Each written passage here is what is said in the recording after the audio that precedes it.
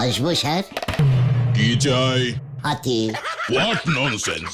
Nonsense না sir, nonsense নয়, হাতি হাতি মানে এলিফ্যান্ট এলিফ্যান্ট। হাতি স্যার, আপনার এখানে তো দুটো হাতি আছে, একটাকে অন্তত দিন, আমি ভাড়া খাটাবো, আপনাকেও কিছু দেবো। মানে 50-50। মস্করা করার আর জায়গা পাও না? চিড়িয়াখানায় এসেছো হাতি নিতে, তারপর সেটা ভাড়া খাটাবে? জানো না এগুলো সব সরকারি হাতি? তোমায় আমি পুলিশে দেব, উচ্চিংড়ের দল।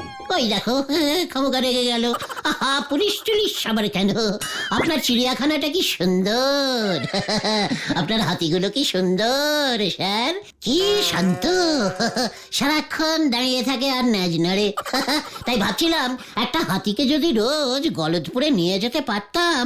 সবাই তো এত দূর এসে হাতি দেখতে পারে না। নড়ার চায়ের দোকান টু স্টেশন, রোজ 5 টিপ মারতো, লোকজন টিকিট কেটে হাতি চড়তো। আপনারও মানে আমারও হতো স্যার। Get out! এই গেট কোথায়? এই চল।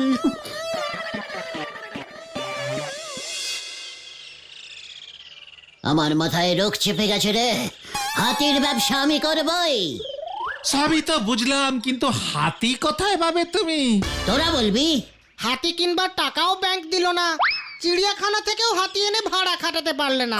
ব্যাংক যদি টাকা দিতেও তুমি হাতি কিনতে কেমন করে? হাতি বিক্রি কে করে সেটাও তো জানি না। বাবা বলেছে ওইসব বন্য প্রাণী বিক্রি এখন বন্ধ, ওদের নিয়ে ব্যবসা করাও অপরাধ। তোর বাবা এত কেস হারে কেন জানিস? কেন?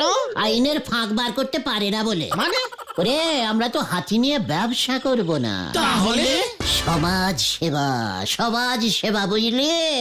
তাছাড়া লোকজনের বোঝা উচিত হাতি শুধু বনেই থাকে না, হাতি হইল একটি ভালো গৃহপালিত প্রাণী।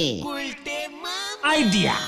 হাতি তো জঙ্গলেও খুঁজলে পাওয়া যায় গুলটে মামা। সেটা কি আমি ভাবিনি ভেবেছিস?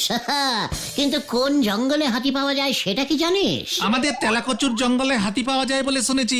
কিছুদিন আগে খবরের কাগজে ছবিও নাকি বেরিয়েছিল। তেলাকুচুর জঙ্গল? সে তো ওই একটু দূরেই নদীর ওপারেই।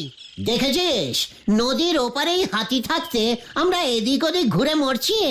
জঙ্গল থেকে তুমি এখন হাতি ধরতে যাবে গুলটে মামা? ধরতে কি রে, হাতি ধরা তো অন্যায়। আমি শুধু একটা হাতিকে ট্রেনিং দিয়ে রাখবো, সকালে নৌকা পেরিয়ে হাতিটা এপারে চলে আসবে, বুঝলি? সারাদিন আমাদের সঙ্গে থাকবে, রাতে আবার ঘরের হাতি ঘরে মানে জঙ্গলে ফিরে যাবে। জয় গুরু!